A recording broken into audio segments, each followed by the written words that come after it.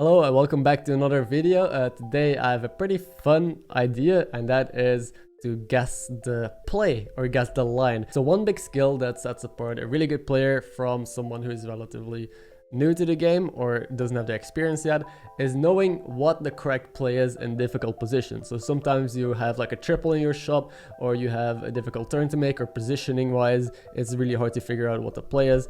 And then those who have enough knowledge and get a good line quickly enough, maybe it's not the best and most optimal line, but if you can just figure out a good enough line that wins you the game, then you win the game, obviously. Hopefully this video is gonna help with that. We're gonna take a look at a couple of screenshots of like interesting positions. Then I'm gonna ask you to pause the video, figure out what the right play is for yourself, and then I'm gonna explain the different lines that you can take in the position and which one is the best one, to hopefully help you, give you an idea of how you can look at the game differently, how to see some boards in a different light, and maybe develop the skill of seeing multiple lines and choosing the correct one in each position. I hope you enjoyed this. Also, very quickly, I want to thank everyone for the nice comments on the last video. I'm doing a giveaway there. I asked people to just comment random stuff, but so many of you left a nice message there, some nice feedback, which is really heartwarming to see. Thank you for the support. Another quick note, I've been doing a lot of beginner-friendly content and basic guides, so this is a bit more advanced. This is gonna be a bit complex, so it might be a bit hard to follow along if you're pretty new to the game. But I hope you enjoy it though. I want to do a bit more advanced guides and more in-depth content for those of you that really want to excel and hit the high rank. So I hope you enjoy it nonetheless. Small reminder, if you're new to the channel, of course, don't forget to subscribe if you want to catch more guides about Battlegrounds. I cover pretty much anything, and liking the video if you enjoy the content is also appreciated. Thank you very much. So quickly, this is something that I did a lot when I was trying to improve and get better on my grind. I just took screenshots of positions and I then wrote some notes next to it and analyzed them, either with people in the stream or just after games on my own. I even wrote notes on like metas, on heroes. I have other info in here, so I recommend if you really try hardy and you want to get better at the game to do something similar. Of course, this is like extremely try hard, but still. You can also post screenshots in the Discord. I see a lot of people that are in our Discord. Link is in the description if you want to join the conversation. A lot of people post screenshots there from their games, from like difficult triples that they have to take or rare and interesting positions, and then a lot of people start discussions and start explaining why this play is better or that play is better. So if you want to join the conversation, or you want to just have some other people look at your games, Discord is the place for that. So feel free to join, and let's hop into the first example. First example is a Mutinous. It is currently turn 2 for gold, and we have double Tidehunter token in the shop. Now, I want to ask you to see as many different lines as possible. I think there's 2 major lines, obviously, and then think about which one is best. So feel free to pause the video because I'm going to explain it in a second.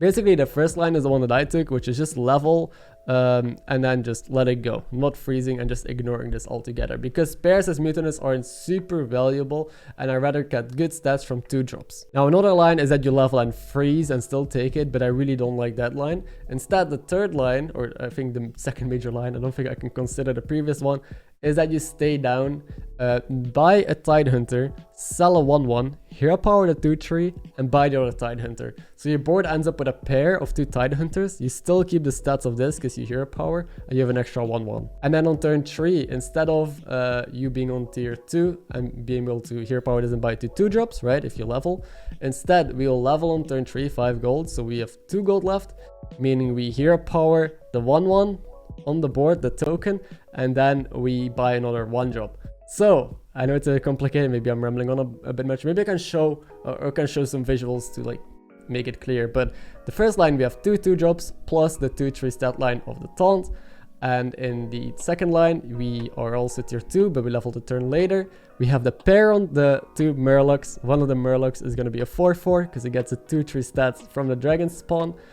We hero power to 1-1, so we also have extra 1-1 stats and an extra 1 drop. I feel like I'm making this way too complicated, but for those that can follow, it's really hard to really know what the best line is. So in one of the lines you get to keep a pair. You're also behind 1 turn on leveling, but as Mutinous that's not too big of a deal. In essence, it's about figuring out what the most stats has. Is 2 drops on average and 2-3 stats better than a 4-4 and 1-1 stats and 2-1 and an extra random 1 drop? I think this line is probably more stats, especially since you're not guaranteed 2 good 2 drops because you can't roll. So the correct line was staying down and going for the pair and leveling 1 turn later. But like you saw, a lot of math, very complicated to try and figure out. So I'm wondering who of you thought of this. If you did, congrats, because I didn't in this situation. I only saw this afterwards. Okay, so if you thought this was complicated, this was only a Murloc pair on turn 2. Let's turn it up a little bit. So here we have a magnificent Daffodil build on Guff. We have a Golden Baron, Golden Egg, Golden Bomb. Then we also have a Selfless in there for some shields, a Macaw with Kangors, and a Max now because I needed some poison in order to deal with some really big dudes that he had at the end. Now, what is the positioning of this? With what positioning do I get the maximum value considering he doesn't have a Cleave or a Wind Fury? Also, the Max now was to play around Zep. Okay, so the answer is, I think this positioning. I think what I did was correct.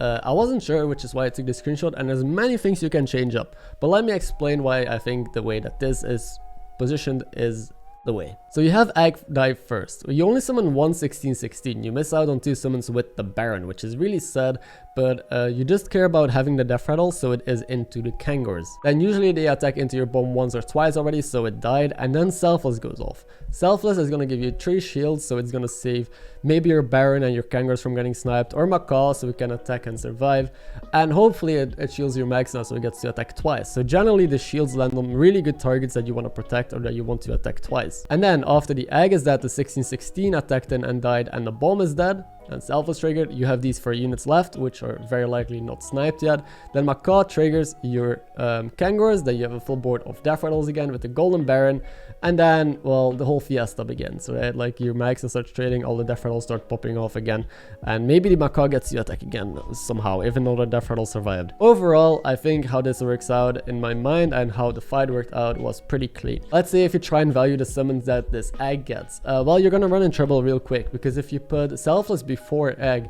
you can shield your Egg and Egg is not gonna die, for example, and then it's not in your Kangors. If you put Bomb earlier, then your Bomb taunt might die and your backline can get sniped. You need your Selfless to go off at the right time, otherwise they can just kill your stuff here and Selfless is just not gonna get good value. So summoning too many 16/16s or putting the taunt too early is gonna, well, make your board very, very vulnerable. And other than that, I think most of the positioning makes sense. I hope my explanation made sense. You could think about slotting in second Selfless, but I think it's really bad because Selfless is just gonna land on the other Selfless as always. Second Kangors, I think, isn't better than my X now because of board space anyway. We have a Golden Baron, our board is gonna be filled no matter what, so I feel like that is overkill. And yeah, that's why this is the way it is.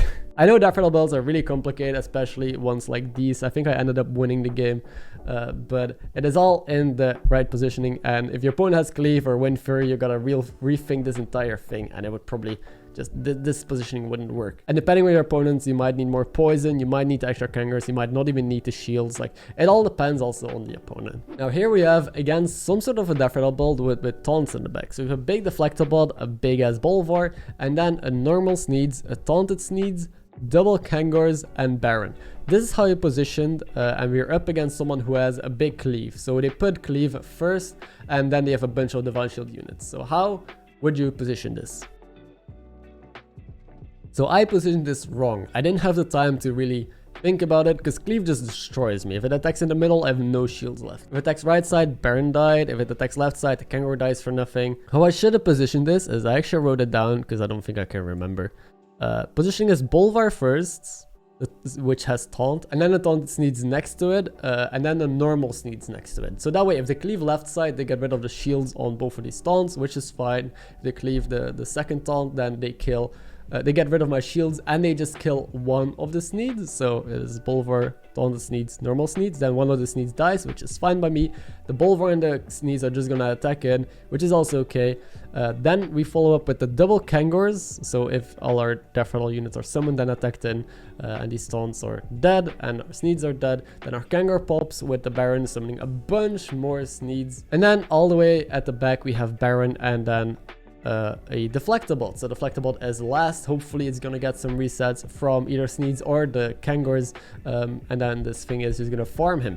Most of the time, this is probably gets like one reset or no resets. It dies, it summons a bunch of 1/1s, and it clogs up the board, but it's really hard to position properly otherwise against the cleave. And if we get cleaved in the back, the Baron dies, but it's not the end of the world. We just summon a couple less death rattles from the Sneeds and from Kangors, but then at least we're gonna get some good reset value from the Deflectabot still. So this position just completely screwed me over. I think it's really hard with this board to position around cleave. I think it's almost impossible. No matter how I position, I'm gonna get a little bit screwed over by cleave, but I think that's the best I could have done. So those were the screenshots in my OneNote document. There's a couple more, but I don't think they're worth going into too much.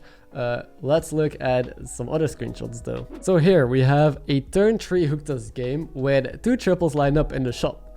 We have a Mummy triple and a Salamental triple. How do we take this? It is a spell lobby as well, which I just realized. So that is going to make things interesting. It's turn 3, we have 5 gold. How do we do this? We don't know the tribes, so the tribes probably indicate whether or not it's okay to take a 4-drop or if we should go for 5s or 6s. Pause the video and try to figure out what you would do in this situation.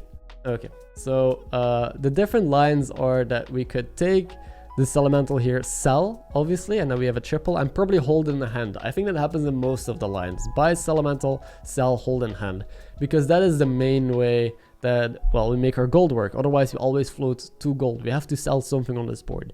And then it's either between leveling, and then we just freeze, and we only have 1 mummy on the board, lose the fight. Next turn, we can level again, and then we just play the droplet, take a 4-drop. So we have a mummy and a 4-drop on the board. We can freeze the double mummy, and we can still here power the main droplet body to get another 1-drop on the board, or we can keep the 4/4 or 5/4 in this case. So that's the way to take a 4-drop and then maybe this into a 5-drop and into another 4-drop depending on the lobby. It's a little bit awkward though. So another play that we can make is to stay down even longer. So we can buy Elemental, sell Elemental, buy a mummy and freeze. So we have double mummy on the board and hold the triple in hand again. We don't want to just triple into a 2-drop or a 3-drop. That's rarely good. The turn after, you can buy something, here a power it, and buy the other thing left in our shop, freeze the mummy again. This is 6 gold, so we just buy 2 random units again, meaning we have double mummy and 2 more 1-drops on the board. We shouldn't be taking too much damage, but we're gonna take it. And then the turn after that, we either needed our spell to give us another token or money, because on 7 gold you can double level. So this is called it has a multiple names, the Chinese curve, warrior curve. I'm gonna do a video on all these special leveling curves soon. But basically on 7 gold you can double level. So you can level, then you need 1 gold, so either sell a token or play the swabby or got a coin, and then level again. So you're 3 on 7 gold, you caught up with other people, then we can play our triple with the droplet, and then we can take a 5-drop next turn. So we can level, sell, take the triple on the mummy that we froze in the shop still, take a 5-drop. Again, not super clean, but it works. As long as these lines work out, they're okay. Another line that we can take is just getting the triple mummy a turn earlier, just buying it and holding it in hand. So we're holding both the mummy triple and the Sally triple, so that way we can double level and take 2 4-drops on 7 gold if you don't want to take a 5-drop. And another play that I didn't consider, but that is definitely doable, is that you just give up on this droplet and hero power it. So that way we go for 1 triple, which is the mummy triple. So we hero power the droplet here, just get a random 1-drop, buy Sally, sell it, and buy a mummy. So that way things are not that awkward. You have 2 Sallys on board still, which is a pair. You have a pair on mummy and a random 1-drop. You're the strongest on the board that you could be for that turn. You have economy, you have a pair, and you can still triple the droplet. It's not the end of the world. We're Hooktas, so it's very likely that we find a triple anyway. And we got a spell coming up, which can also just give us the 1-drop and triple it. So that way we have the mummy triple lined up. We can just buy 2 units next turn and even hero power still. And we can still just double level, hit the triples, all the good stuff. I think that is actually the optimal line. We let go of 1 of the triples to maybe find it later on, because otherwise it just becomes awkward. We're gonna hold a triple in hand, we're gonna take damage, which might not end up being worth it because we have to take a 4-drop anyway. Definitely a complicated position. I think there's even more lines, like here powering the mummy instead and all this crazy stuff, but or taking a 3-drop, like buy, sell, level, take a 3-drop, and then be strong and take these into a 5-drop. But these were the main lines that I would consider. I think I went with the level line, which I think is not the best one. I think I would have stayed down instead. But yeah, that's what you can do in this position. I hope I wasn't making this too complicated. This was definitely a more advanced video with like more in-depth and hard tactics. So alright, thank you for watching. I have a couple more lines, but I think this is more than enough already. Video is already pretty long, and it was already pretty complex, a lot harder than I expected it to explain, but I hope you enjoyed it. Anyway, thank you for watching. Catch you in the next one, and let me know what you thought of this, if I should do more of these. Maybe I should let people suggest lines, like just post them in Discord, and I could maybe use those screenshots. But yeah, thank you for watching, take care, and have a good one.